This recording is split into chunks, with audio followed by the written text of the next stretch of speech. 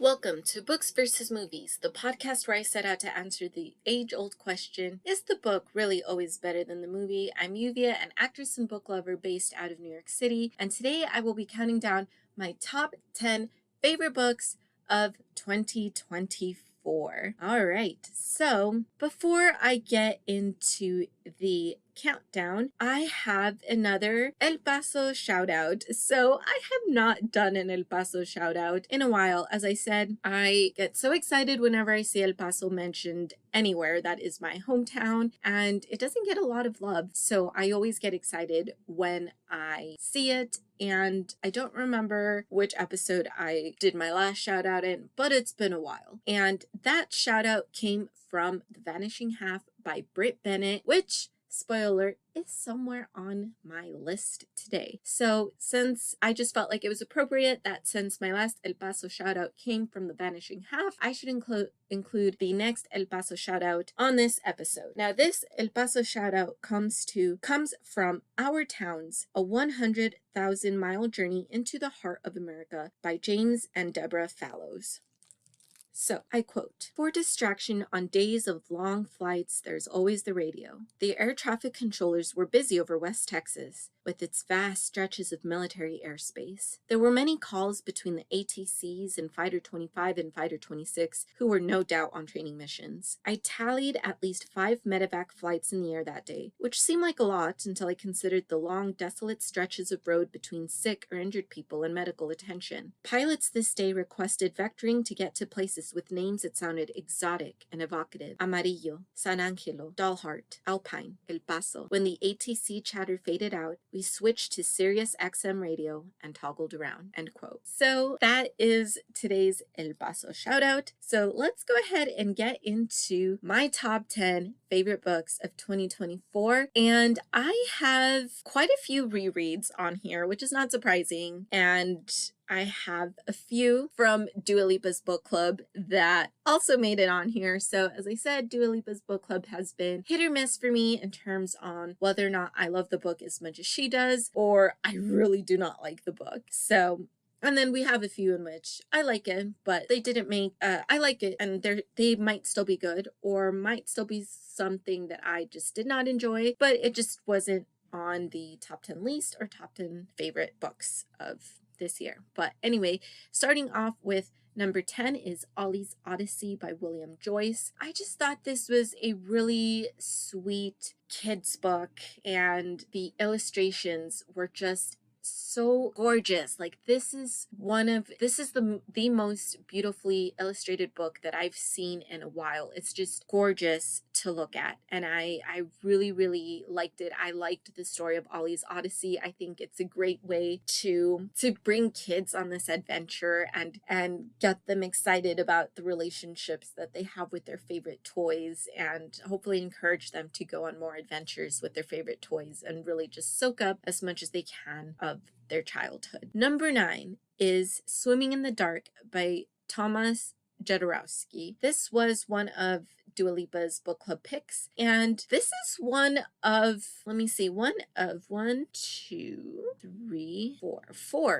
out of my 10 favorite books of 2024 are queer, or have to deal with queer characters or queer authors wrote them. This is, I read a lot of books this year with queer characters, which is, I didn't realize that until I was making this list. So that's really cool. And a majority of them made it onto this list. So there you go. And I think that's why These Deathless Shores, which is that queer Captain Hook Peter Pan reimagining, was just so disappointing, because I had so many solid queer books to choose from. But anyway, number 9 is Swimming in the Dark by Tomasz Jedrowski, and this book is set in the early 1980s in Poland, and it tells a tender and passionate story of first love between two young men who eventually find themselves on opposite sides of the political divide. It's really heart-wrenching to see our two main characters fall in love and still have a lot of love for each other and think that they're doing the right thing, but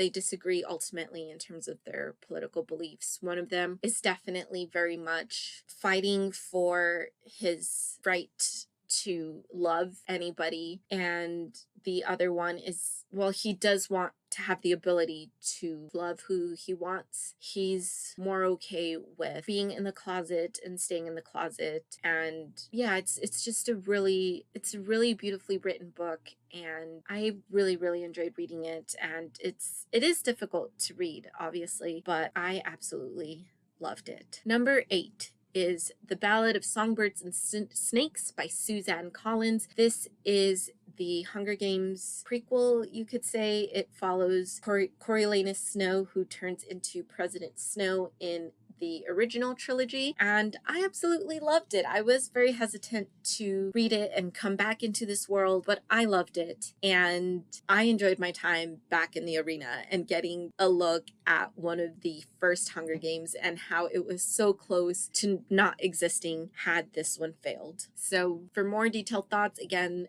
visit the Ballad of Songbirds and Snakes episode of Books versus Movies. Number 7 is Carrie Soto is Back by Taylor Jenkins Reid. This one I read to fulfill one of my reading challenge prompts about reading a book about or by a female athlete. So, and I just want to say this was the first year I read Taylor Jenkins Reid, and I read 2 of her books. Both of them are on this list. She's quickly becoming one of my favorite authors. So really enjoyed this book. But Carrie Soto is Back follows Carrie Soto, who is the GOAT of tennis back in the 70s or 80s, I believe. Don't remember off the top of my head. But this is one of the books that I listened on audiobook. I don't usually like reading via or listening via audiobook. I prefer to read just because the book sticks with me better, and yeah, I just get more out of visually reading as opposed to hearing it being read. But this one, I just really enjoyed the story that I was able to listen to it just fine. But it follows Carrie Soto. She went into retirement, and the record she set for the most Grand Slams won has just been broken, and she wants to keep that record. So she comes out of retirement to defend that title. And this is a book about tennis. There's really not much that happens outside of the tennis world, but I still found the book to be really engaging, and I really enjoyed Carrie Soto. Now, this is an example of how Carrie Soto is like one of the most unlikable characters. She is so cocky and conceited and just full of herself. And yeah, she's just not a likable character. But this speaks to Taylor Jenkins Reid's ability to get you invested in the story. I usually don't like, if the main character is unlikable, you will not see me rooting for them. I hope everything bad happens to them. And again, this just speaks to Taylor Jenkins Reid's ability of making a compelling story and finding a way to make even the most unlikable character someone that you enjoy reading about. I wasn't necessarily rooting for her per se, but I did enjoy reading her story. And that doesn't always happen with unlikable characters. Number 6 is The 7 Husbands of Evelyn Hugo by Taylor Jenkins Reid. So this is the other Taylor Jenkins Reid book I read this year. I really enjoyed it. I'm looking forward to reading more from her. As I said, this was the first time ever reading any books by her, but I really enjoyed both of them. And The 7 Husbands of Evelyn Hugo follows a classic film actress named Evelyn Hugo. She is telling her story to our supporting character, I guess you could say, and so that this supporting character can write Evelyn Hugo's biography. And she reflects on her rise to the top, the risks she took, the loves she lost, and the long-held secrets the public could never imagine. And I don't want to reveal what those secrets are, but I don't want to say too much because I feel like spoiling that just spoils everything. It just spoils so much. But you will really like this book. Evelyn Hugo is fascinating. Her story is fascinating. Hearing about all 7 of her husbands and how she ended up married to each one of them and what she gained and lost by marrying each one of them it's just a fun journey. This was another one I believe that I read to fulfill one of my reading challenges. I don't remember which reading challenge, but I really enjoyed it and I highly recommend it. Number 5 is The Vanishing Half by Britt Bennett. Now, this one is, like I said, that was the one that prompted me to start El Paso shoutouts because there was El Paso was mentioned in there.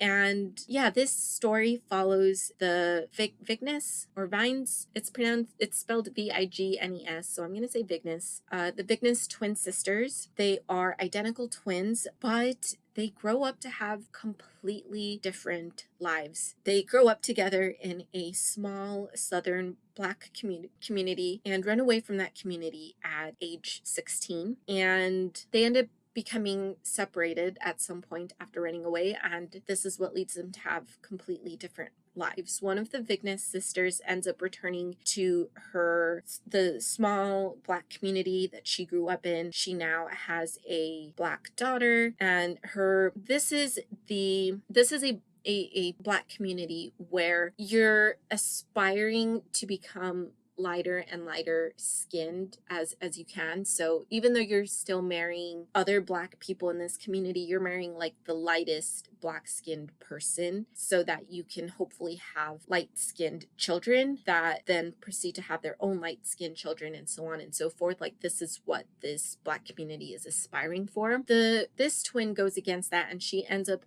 marrying a really Black, like dark skinned Black man, and she ends up giving birth to a really dark-skinned daughter. And so that brings about a lot of prejudice when she comes back to this community towards her daughter. But she doesn't let that stop her from raising her daughter and trying to give her as many opportunities as she can. The other twin sister runs away and gets married to a white man, and she and her sister are up until the sister ends up returning with a really, really dark-skinned daughter. They are like what everyone in this community is aspiring to be, because they are so light-skinned that she ends up, the sister that ends up marrying the white man, she's passing as white. Everyone believes that she is white. She's married to a white man. This white man has no idea that she's actually Black because she is passing as white. But their lives become, even though the sister that ran away and ends up marrying the white man, she's completely cut off her family, including her twin sister. Their lives continue to be intertwined because then their daughter's storylines start intersecting. It is just a really, really fascinating book. I really enjoyed reading it. This is also part of Dua Lipa's book club, and I really enjoyed it, and I recommend it. Number 4 is The Color Purple by Alice Walker. I don't think it's any surprise to anyone that it's on this list. I mentioned in the podcast episode that this was my third time reading it, second time rereading it, and I still really, really love it. Every single time I read it, I love it even more. So of course, it's gonna be on here somewhere. Number 3, we have A Thousand Splendid Suns by Khaled Hosseini. And Khaled is one of my favorite authors. If I read something by him, it's definitely gonna be on my favorite books list. It's just how it works. I absolutely love all of his stories, all of his books. A Thousand Splendid Suns is his second novel, and I read The Kite Runner first. Absolutely loved The Kite Runner. The Kite Runner definitely focuses on a relationship between father and son, and he wanted his second novel to focus on the relationship between mother and daughter. Now, I will say the relationship between father and son and mother and daughter doesn't mean they're literally father and son and mother and daughter. That's just kind of the relationship that the characters have with each other. There's like an older one who's a mentor to the younger one. So you can argue it's a motherly daughter relationship, even though they're not literal biological mother and daughter. But A Thousand Splendid Suns focuses on the relationship of two women, Mariam and Layla, and it chronicles 30 years of Afghan history in a deeply beautiful story of family friendship, faith, and I just love it so much. I love this book. This is one of my all-time favorite books ever, and I just really, really love it. Number 2, we have Pretty, a Memoir by K.B. Brookins. So this was another book that I won in an Instagram giveaway, and I fell in love with it. This is written by a young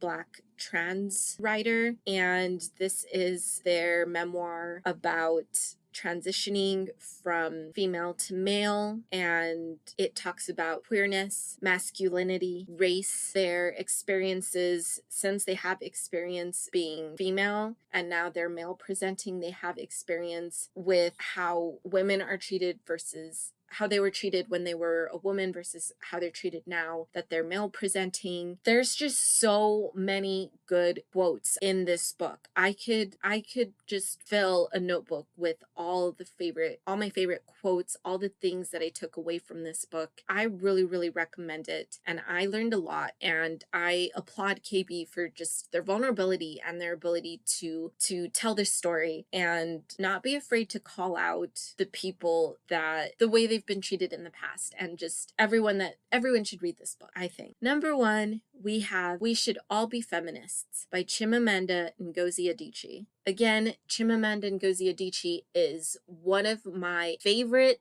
authors. Anything that she writes is going to end up on my favorite books. I just love all her books, and this is actually a really short essay so she actually gave this We Should All Be Feminists speech as a TEDx speech, and then from there it was transcribed and altered into an essay that in this little pocket-sized book. It really is the little pocket-sized book that you can carry with you anywhere and pull out as needed and share with anyone that needs to read it. And it's really short. Like I said, it's really small. It's small, it's pocket sized, so you can read it in 20 minutes or less, 30 minutes or less, and it's just a really, really good introduction to feminism and what it is, in case you're not familiar with it. And if you are familiar with it, it's just a good refresher on why we should all be feminists and why feminism benefits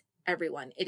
Feminism is not man-hating, and feminism should include everyone, regardless of gender identity and race, because unfortunately we do have a lot of what's called white feminism, in which we focus on the victories given to white women, and sometimes those victories exclude Black women and other women of color. So I absolutely love it. I highly recommend it, and you should check it out for yourself. So those are my top 10 favorite books that I read in 2024. Be sure to keep listening for my top 10 least favorite films that I saw in theaters, and my top 10 favorite films that I saw in theaters. And I will explain in those episodes why I'm focusing on just films that I saw in theaters as opposed to every single film that I watched in 2024. And who knows, maybe Moshe can send me his list of top 10 theater that he experienced in 2024. We'll see if he's interested in doing that. And yeah, he watches so much more theater than I do. He's very passionate and about watching as much theater as he can. I am very passionate about watching theater. I love watching theater as well. But if I don't get comps, which are free tickets to see a show, I am probably not gonna watch it. And it's not because I don't want to. It's just that going to the theater is so expensive, and there are affordable ways to get theater tickets. But even then, with how much I spend on Orlando and I to go to the movies, it's still usually less than just one theater ticket to go myself. Yeah, so it's just not as financially accessible to me, but Moshe finds a way to watch a lot of theater, and I really applaud him and commend him for that. So we'll see if he wants to do that. But that is it for this episode, and I'll see you next time.